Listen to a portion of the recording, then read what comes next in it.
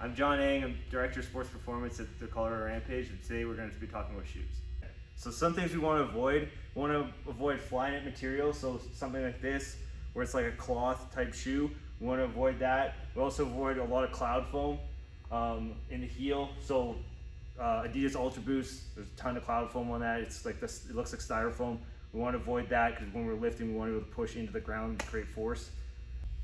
Another thing we want to avoid is slip-on shoes. So we want to have shoes that have laces on it. All these shoes have laces on them, but some are better than others. So like this is a fine shoe for walking around in, but it doesn't have a lot of lateral support, as well as this shoe. And we kind of go down this line. You can kind of test each shoe and just see how much lateral support, because if we're doing any agility, speed or agility, when you change directions, we want our shoe to be able to withstand the force, okay? Ready? Okay, so we're gonna talk about some good things that we're looking for in shoes.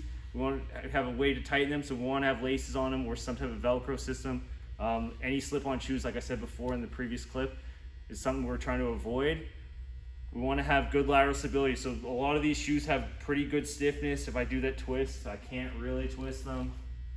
So all these shoes have that stiffness to them, so we want to look for that in a shoe. The last thing we want to do is we want to look for a shoe that's pretty flat with a pretty flat profile. So a lot of basketball shoes have a ton of cushioning on the heel. We want to have a shoe that's pretty flat. So when we're lifting, we can press into the floor, as like I said before. So we're going to talk about a few examples of some good shoes. Asics actually makes some pretty good shoes for training. So if you look at like some of the tennis shoes that they have, they've got pretty good lateral support. They're pretty flat.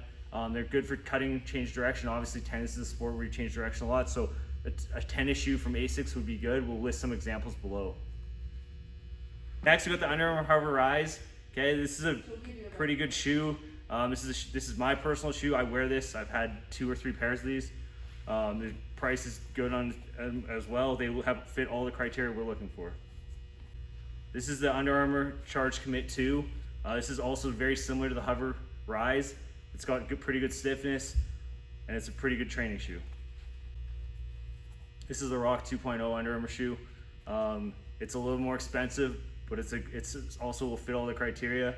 The heel is a little bit thick for my liking, but if you're willing to spend a little more money and you want to get these. All right, guys, this is the Metcon 5. This is also a good example of a good shoe for training. Okay, guys, if you have any questions, feel free to reach out to me, and I'll answer any questions you have. And all the links to the shoes will be listed below. Thanks.